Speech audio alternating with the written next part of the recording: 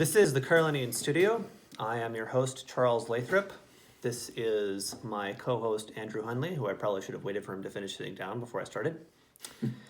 And when we last left off, we were talking about World War II, and we were talking about how Russia, some people have this idea that Russia was like this big manufacturing giant, and it didn't really produce any fleet of any kind. And the United States produced an incredible amount of ships.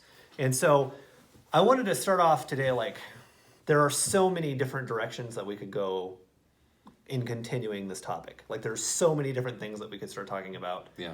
It's just insane. Mm-hmm. But I think what I'm going to do is, like, I'm going to just dive into, like, the meat of what I kind of want to continue to hammer home as we're moving through this series. And that is, people often consider World War II to be a land war, and I say it wasn't primarily a land war. I say World War II was primarily a naval war. And the reason that I say that is because in relation to the argument that I'm kind of addressing in this series, that the Germany specifically and the Axis generally had absolutely no chance of winning World War II, I'd say that's not true. That's just flatly not true. But this question is almost universally approached from the perspective of World War II being primarily a land war. And if you approach it from that attitude, it is very obvious that the Axis had no chance of winning right from the beginning. Mm. But that is a fundamental misconception of the war and its movements and the way that it began and the reason that it ended and the reasons that it turned out the way that it did. So at the point that the Normandy invasions are happening, the war's already over, right? At that point, it's basically a formality. And I would say even farther than that, when the German battleship, the Bismarck, was sunk, that was the end of the war for Germany. Mm. That was the end of the war. They'd lost the war when the Bismarck sank. And similarly, and it's a lot more obvious in the Pacific, but it is also the same case in the Pacific that it wasn't a land war. This is much easier to convince people because they already think that it was primarily a naval war. Mm-hmm. The thing that needs to be understood about naval warfare is that raw materials, raw power in terms of like logistical and resource strength is not necessarily the be all end all. Now, raw power in terms of like logistical and military and resource strength is not the be all end all in land war, but in land war it is much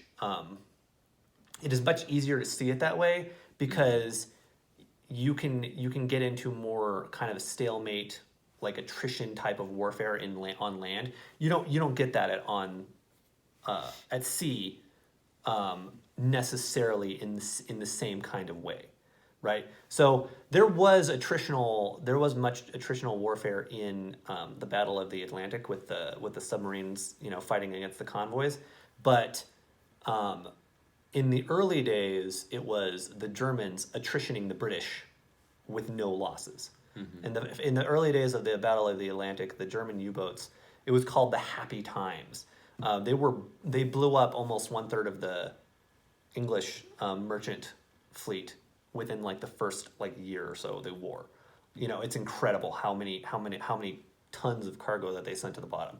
Now, the British did the calculations, and pre-war they were taking in like 63 million tons of cargo into Great Britain every year. And they figured that they could be reduced to 26 million tons of cargo and still continue the war, which is less than half of their pre-war total. And so for the Germans to really strangle Great Britain, they would have to obliterate a truly staggering number of cargo vessels.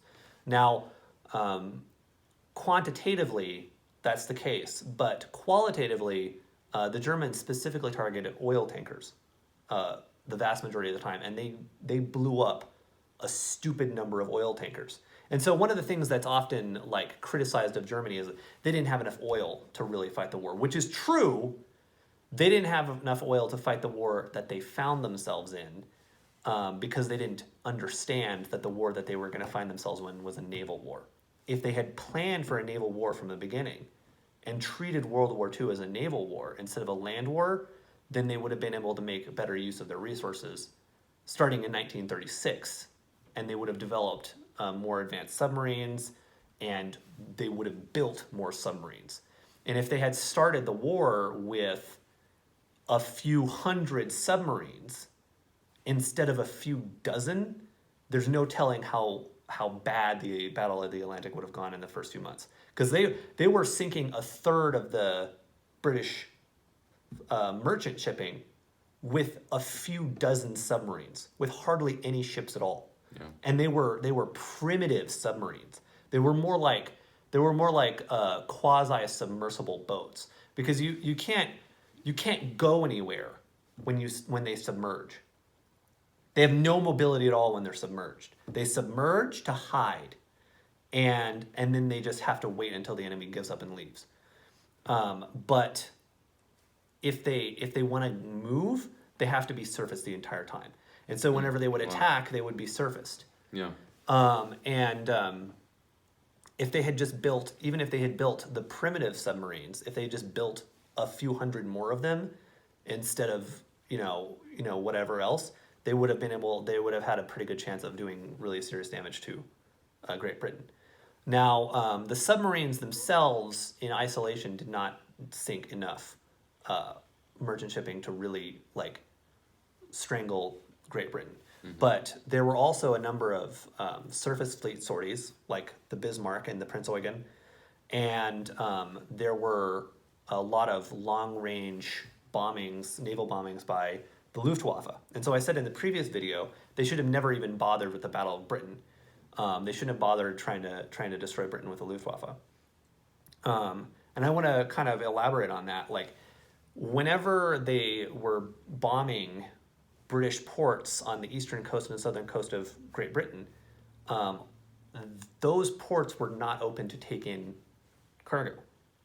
So all the cargo was being funneled onto the western coast, and there's only two. I think it's I don't remember the names of them. I think one of them is Glasgow, but there's only two ports there. And so Churchill at the time estimated that their cargo intake was being cut down by 3/5 just because it was being funneled into only two ports. They didn't have enough docking space. They didn't have enough harbor space to take in everything that was coming in. So if the Battle of Britain is restricted only to the ports to strangle merchant shipping as much as possible, if the Bismarck, right after it sinks the battleship the Hood, if it returns to port and then it sorties again with the Prince Eugen and the Tirpitz, which was the second battleship that the Germans built, and then if the Schwarnhaust and the Nassau are able to sortie with them. So Raeder, who was the commander of the Kriegsmarine, the admiral of the Kriegsmarine, he had put the Scharnhorst and the Nassau, these two heavy cruisers, in the port at Brest in France. And British bombers had been flying over and bombing them over and over and over again. And so they had been under repairs for almost a year. They just couldn't leave the port. And so if you take them to a safe location to refit and refuel, so they're not bombed, and then you sortie with all the Panzerschiffs, which is where the term pocket battleship comes from. It was a ship called the Panzerschiff, which was it was more than a heavy cruiser, but it was less than a battleship. You take all the Panzerships, you take the heavy cruisers, you take the Bismarck and the Tirpitz, which the Tirpitz was launched much later, but if the Bismarck survives, and then you can launch it with the Tirpitz, and then you're not doing the Battle of Britain at the same scale, you're only focusing on the ports, and you're using much more long-range naval bombing in the Atlantic, and you sortie with this massive surface fleet, which at the time would have totally blown out of the water. I mean, if you're able to get that concentration of surface fleet ships, they would have totally blown everything that the British and the Americans had out of the water at the time. They would have just totally destroyed everything. And then you add in a couple hundred submarines that Yeah. you build submarines instead of, you're going to have to make cuts somewhere. But considering the importance of putting Britain out of the war, if you just stretch in the pre-war years a little bit to build some more submarines, they would pay for themselves many, many times over. So all of those things combined, you're going to cut Britain down. You're going to cut Britain out of the war. You're going to starve the island into capitulation, which I don't think it's anything like unreasonable to say that would have happened. Now, there's a few things about this how could Germany have won the war scenario that I need to address. So the reason I'm making this series is because I saw a video talking about Germany. There's no possible way they could win the war. Okay. And one of the things that the guy said is you can't change the way that the Germans think. And I reject that premise in terms of like, how could Germany win the war? Because if you're not allowed to change their mentality, you're not going to change the outcome. Like, the reason that the war goes the way it goes is because of their mentality, right? It's not a resources question. There's no doubt that the Allies had vastly more industrial capacity and resources than the Axis. But at the beginning of the war, in terms of experienced soldiers and in terms of numbers of weapons, the Axis had an overwhelming advantage. And they were aggressive and they were bold. And they did enormous damage to the Allies. Incredible damage to the Allies, all of them, while taking hardly any losses themselves. That was how the early days of the U-boat war was. The French army, when France was capitulated, their army was the same size as Germany's, and Germany defeated them basically without a fight by cutting off their supplies. And then whenever Germany attacked Russia, they surrounded and cut off millions of Russian soldiers while taking virtually no casualties themselves.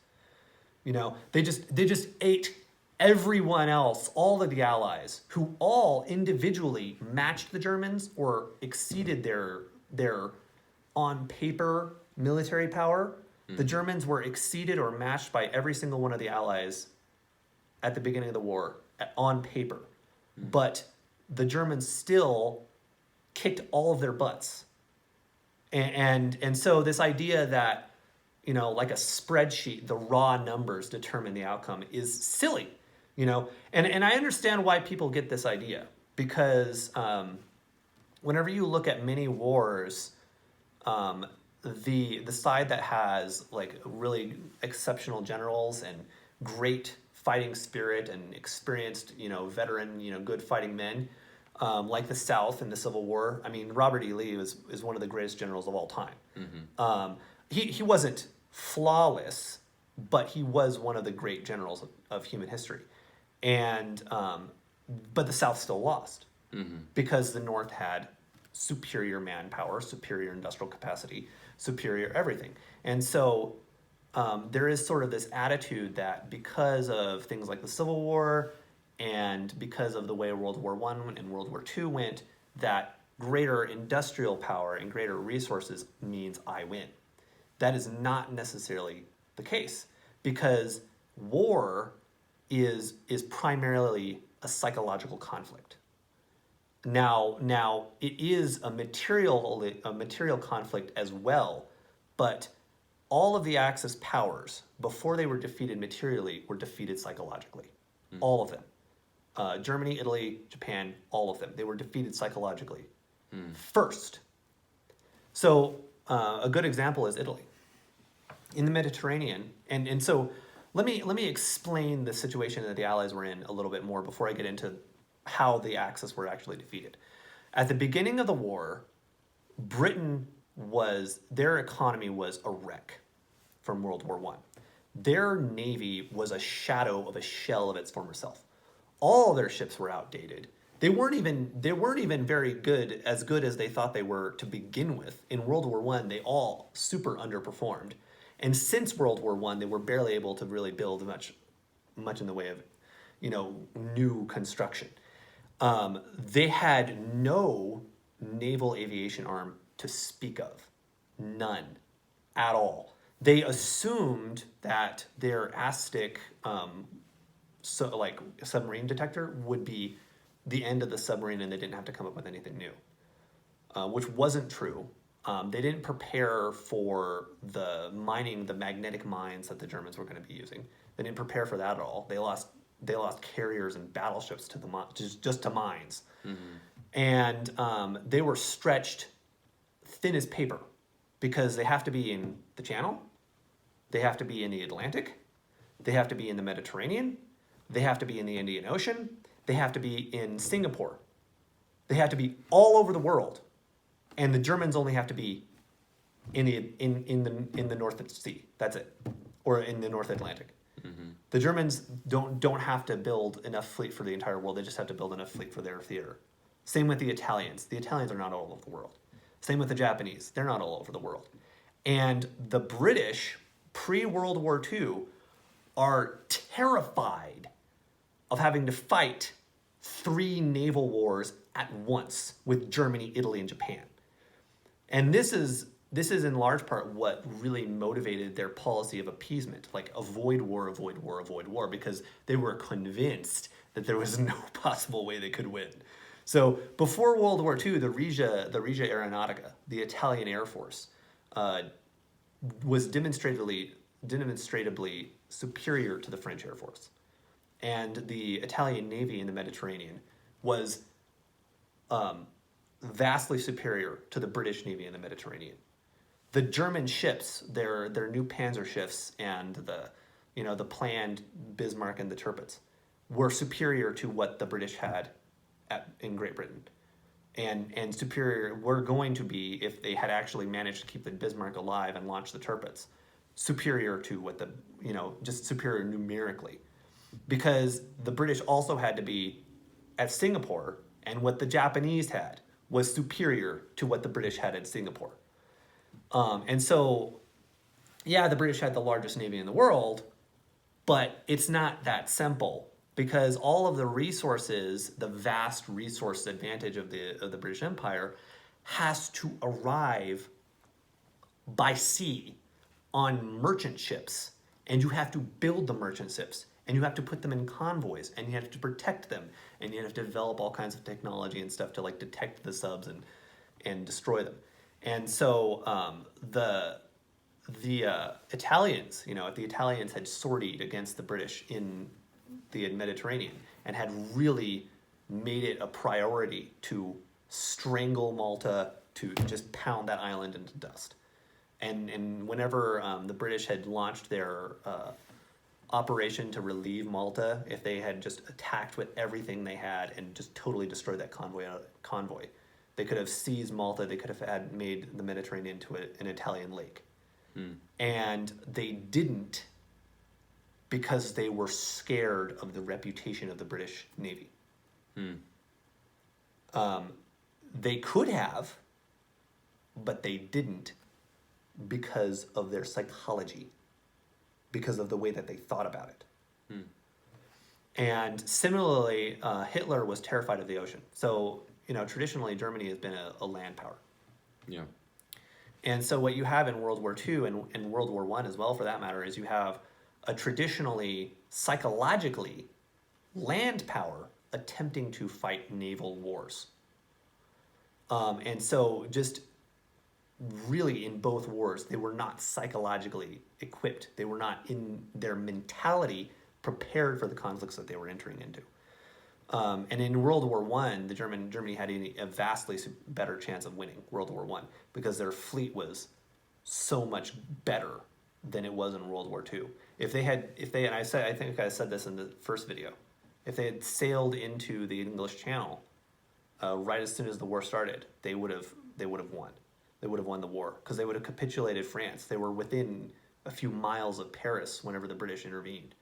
And if they had just sailed into the Atlantic and kept the British from crossing the Channel for, a week, even if the High Seas Fleet had been destroyed in World War I, they still would have won the war because they would have capitulated France. The Japanese they were trying to become a global power, but they were still thinking in terms of regional power. So they attack Pearl Harbor, and then they go home. If they had gone one farther and attacked the Panama Canal and destroyed the Panama Canal, which at the time the Panama Canal was already fortified, and they had 15-inch guns and everything, but it would have been well worth the potential cost to destroy the Panama Canal, because it would have delayed any American response by more than a year and a half, perhaps even as much as 2 years.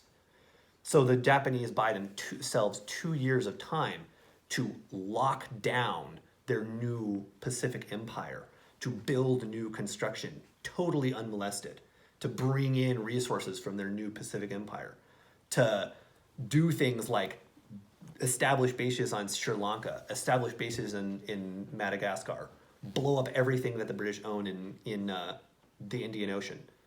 At that point, in India and Burma and the other parts of the British Empire, they go into revolt against the British Empire. They declare their independence.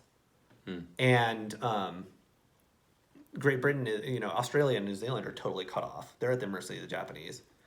The Japanese were in communication with the Germans, discussing potentially sailing the Japanese fleet, the Kido Butai, which is their carrier strike force, into the Red Sea to support Rommel's attack on Cairo and the Suez Canal. So, picture this, okay? Crazy. The Japanese destroy the Panama Canal. Any American response is delayed by a year and a half. They take over Sri Lanka. They take over Madagascar. The Germans seize the Suez. That's the end of the British Empire. That's it. That's the end. Even if you sink the Bismarck, at that point, the position of the British Empire is so bad. They have no power to maintain the resources that they need coming in, and the United States is in a much worse position to do anything about it, because, and then in addition to sinking or destroying the Panama Canal, they should have attacked Pearl Harbor more effectively, because they left the oil reserves intact, and they left a lot of the naval dockyards intact, the refitting and repairing dockyards intact. If they had totally obliterated Hawaii and then totally obliterated the Panama Canal, they would have sent us back to California, and there's no telling how the war would have developed at that point. And so the mentality of the Germans was a land mentality in a naval war.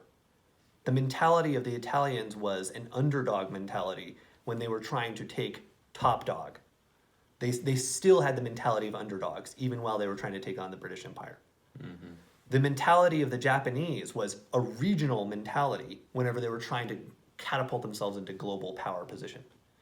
And so psychologically, none of the three Axis powers were really prepared for what they were trying to do. They didn't have the right thinking. And so, yes, the United States has vastly superior industrial power. Yes, the United States has vastly superior resources to any of the other powers involved in the war, the Soviet Union included. Mm-hmm. But at the beginning of the war, our fleet was horribly out of date. Our Air Force was horribly out of date. We had barely any ships at all. We had vast potential to build things, but right at the beginning, we didn't have anything. So if the Japanese and the Germans and the Italians had leveraged their early military advantage as much as possible, it is very likely that they could have brought the war to an end before the Allies' industrial and resource advantage could have been brought to bear. So what's you're talking about the mentality of the Axis? What's the mentality of the Allies going into this war? That is an excellent question, and leads into the next part of it. Like I was saying, the British understand how bad their position is, and they're terrified. Now, right before the invasion of France, right before I think it's called the Schlieffen Plan. I think I might be confusing that with something that happened in World War I, but right before Germany invades France, Germany in amphibious invasion of Norway. This invasion of Norway is lays the groundwork. It lays the template for all of the rest of amphibious invasions, successful amphibious invasions of the war. The Germans did it first, and there's some debate in certain circles, like why did the Germans bother to invade Norway? Like, was it really that strategically important?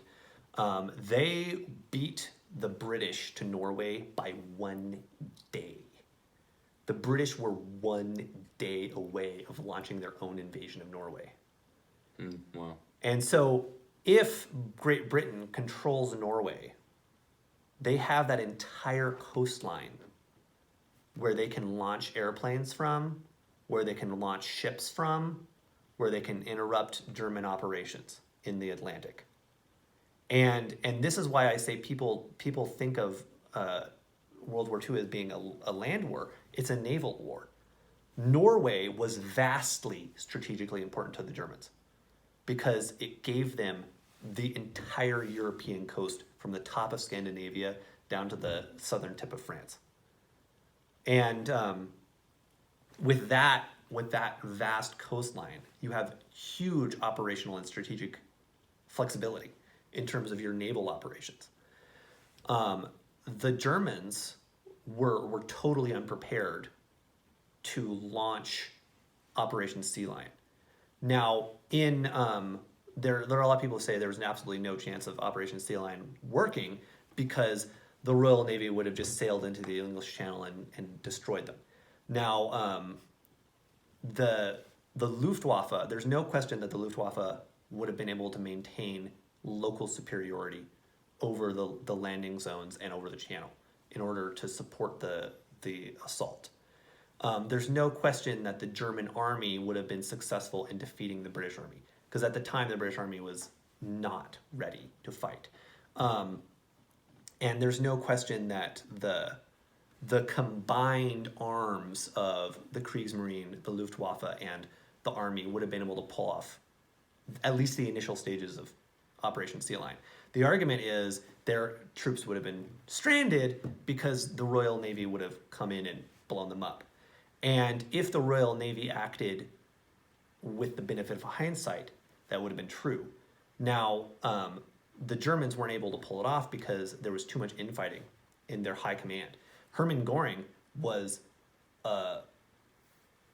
not a nice person, and he hated the Kriegsmarine, and he did everything he could do to keep his plans from being used for naval warfare, for naval operations. So throughout the entire Battle of the Atlantic and prior to the planning of Operation Sea Lion, he was fighting any attempt to use his Luftwaffe in coordination with the Army and the Navy.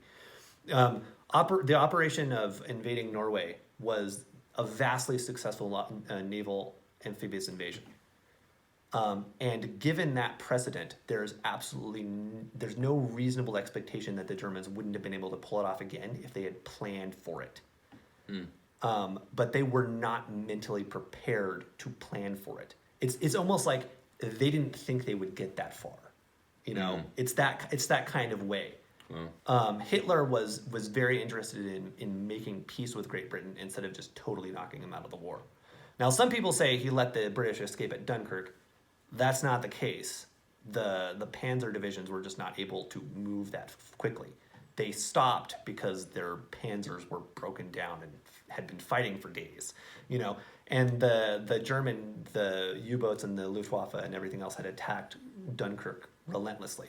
But if immediately after Dunkirk they had launched Operation Sea Lion, they had gone right across the channel, the shock of immediately landing on Great Britain that had not been successfully navally invaded since William the Conqueror, that psychological shock would have destroyed British morale.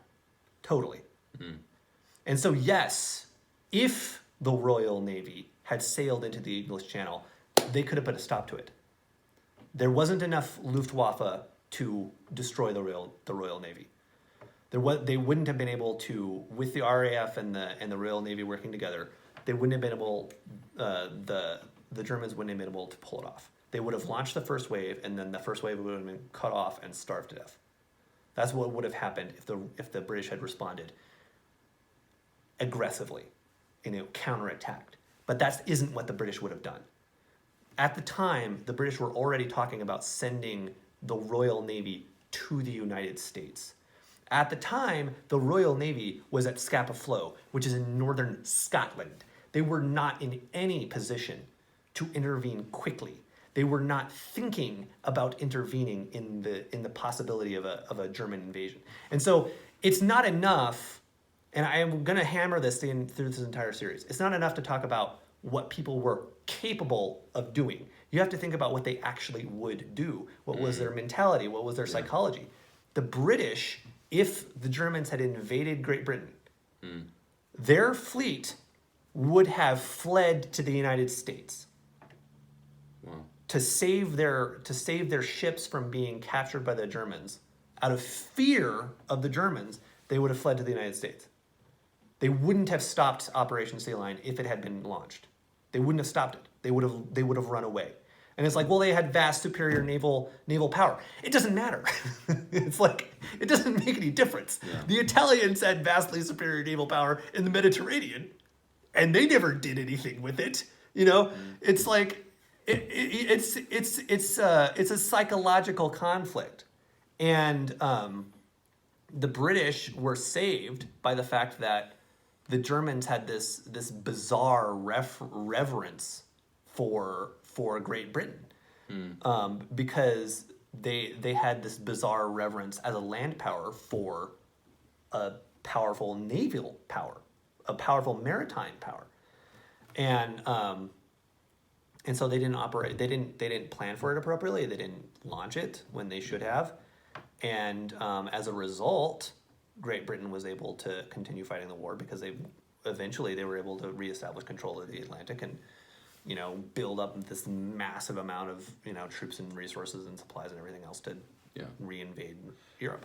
So you're making it sound like both sides were kind of afraid of each other. Oh yeah.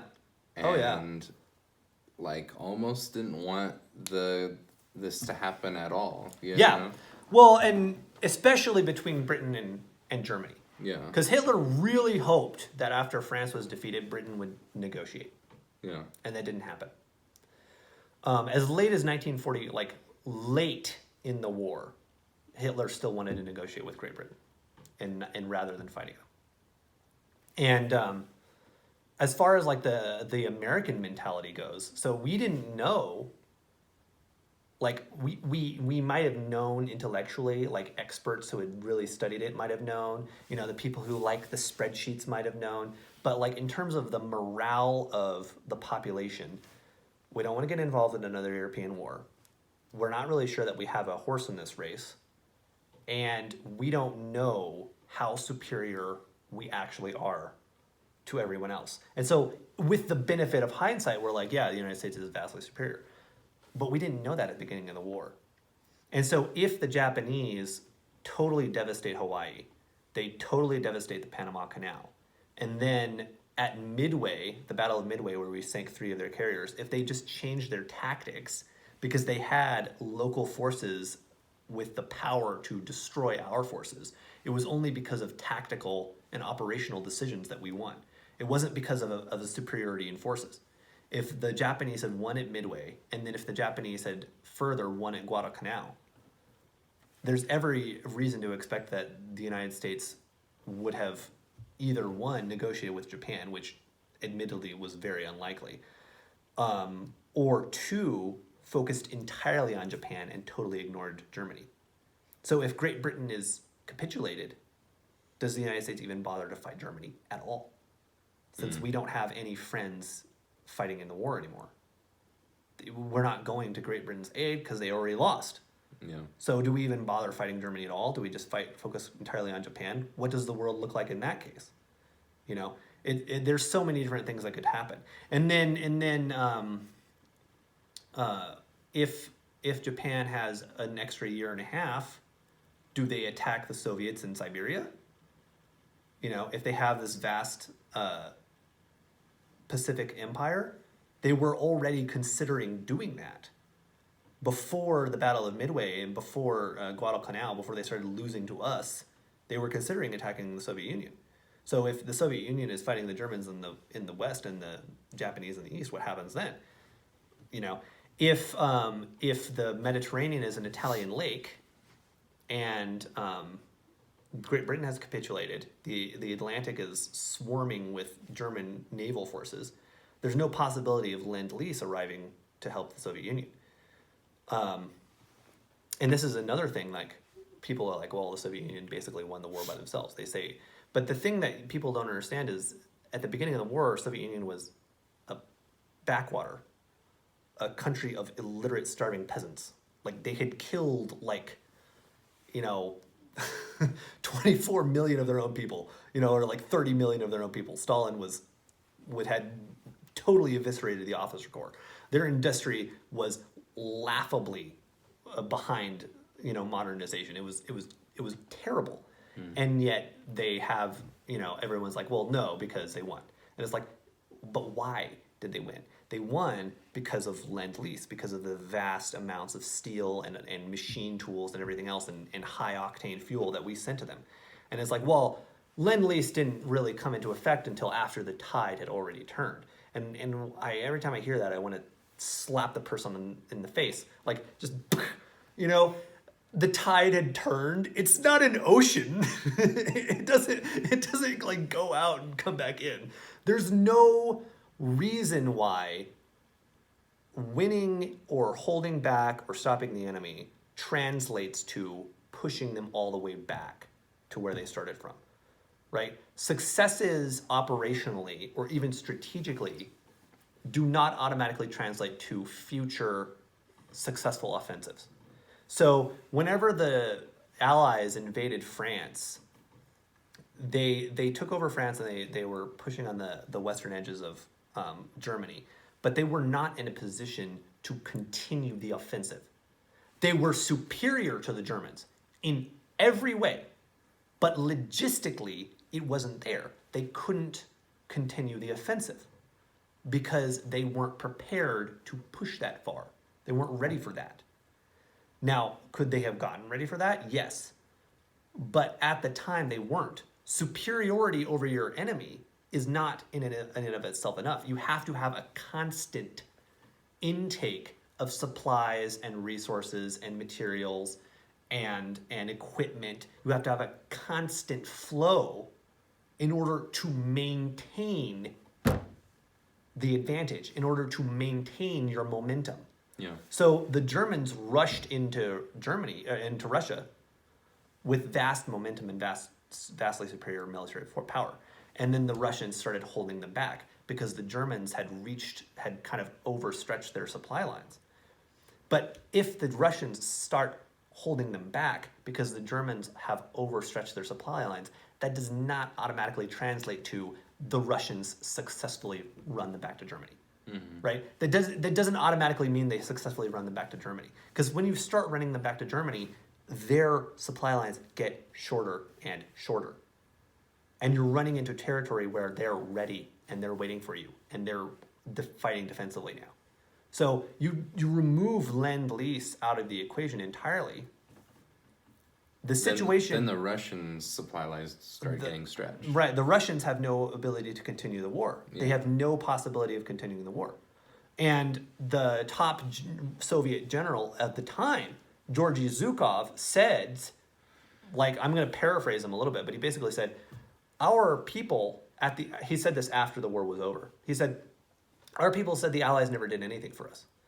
They sent all this stuff, but we had great abundance of every resource from the beginning. And he's like, that's not true. The Americans sent us so much steel, we could not have made our tanks without it. They sent us so many different things, we couldn't have continued the war at all without it. That's the top Soviet general, Zhukov, says that. And he's like, all of this stuff that they say about the Russians were able to do everything by themselves is communist propaganda. This is a Soviet saying it's all communist propaganda. Mm-hmm. But the problem was, after the war, what the Soviets told us was all we had to go on. And so for decades, we haven't actually had any very good information about what the situation in the Soviet Union actually was pre-war, or very good information about what the situation was for the Soviet Union during the war, because the only people giving us information about that is the Soviets, and they're lying. And so everybody thinks now the Soviets won the war by themselves, and it's a lie. It's not true. They had no ability to have any kind of like the manufacturing capabilities that they developed during the war, because they got massive amounts of machine tools for industrial production from Britain and the United States. Machine tools that they then used to produce more machine tools to increase their industrial, modernize their industry.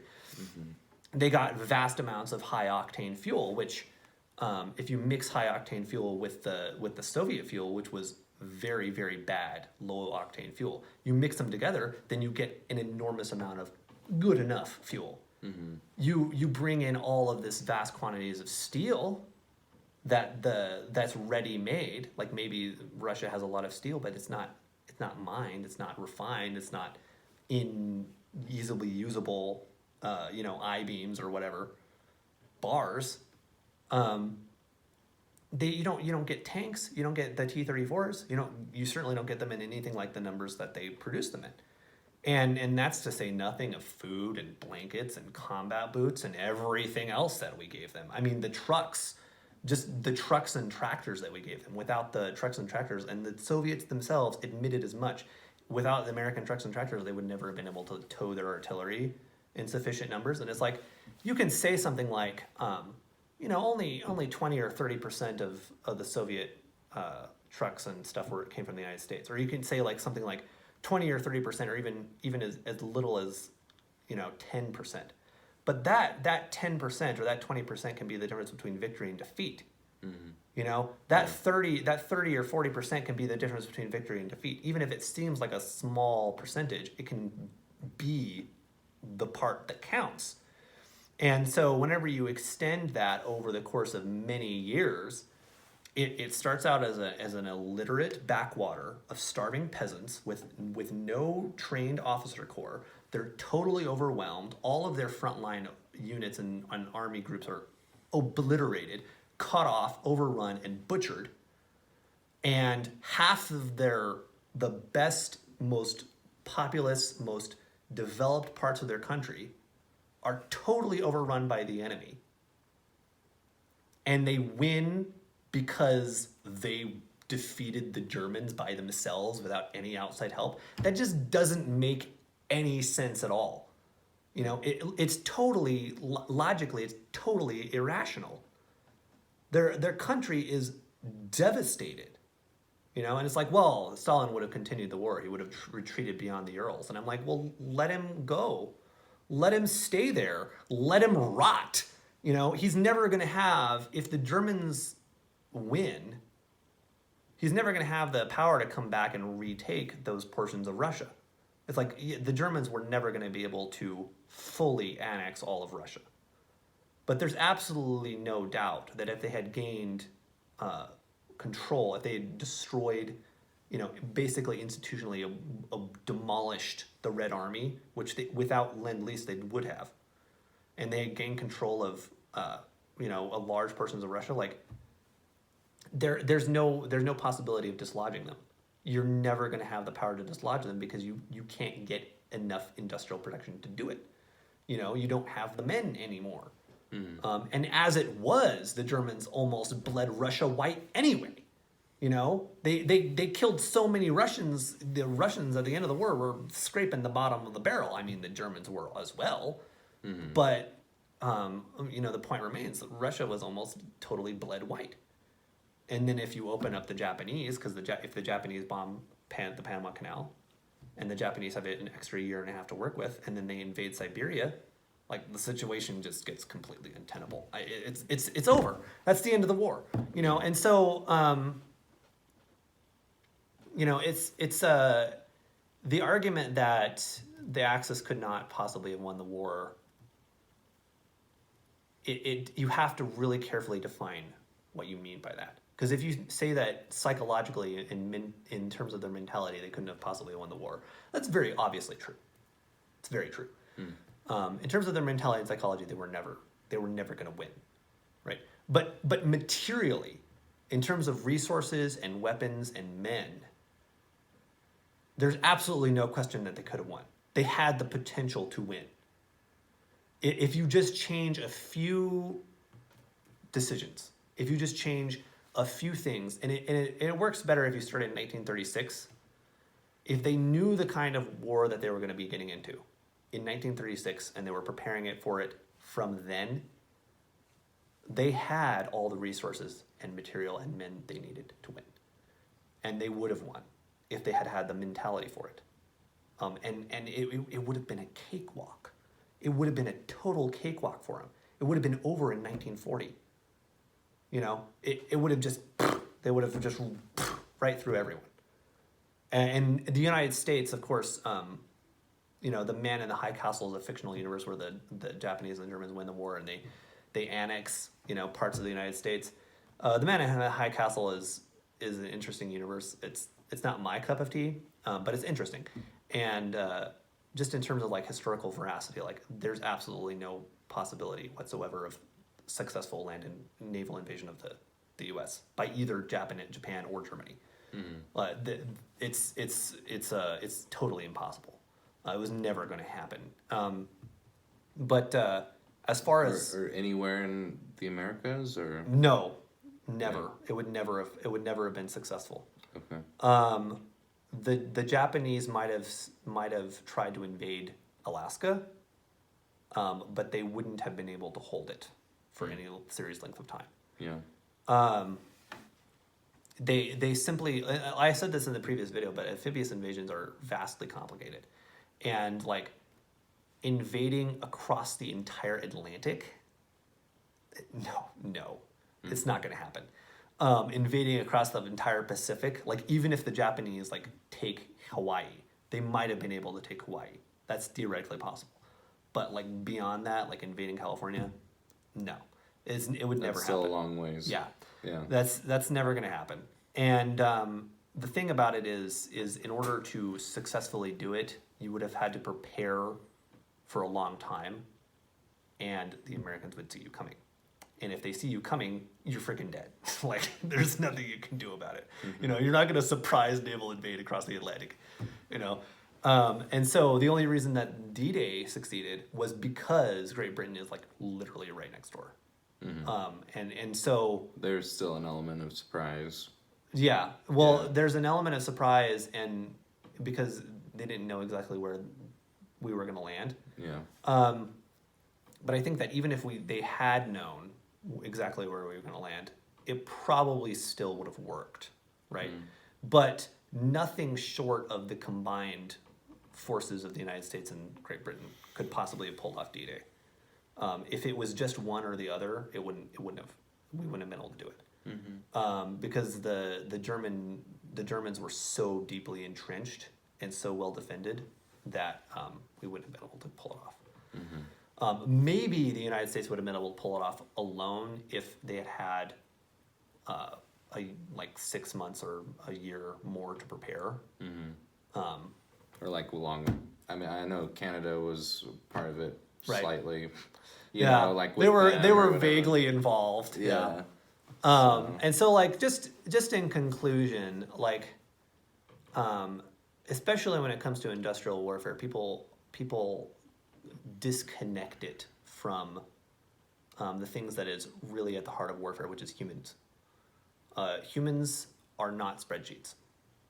You know, wars are not fought by spreadsheets. They're not fought by numbers of materials. They're fought by human beings.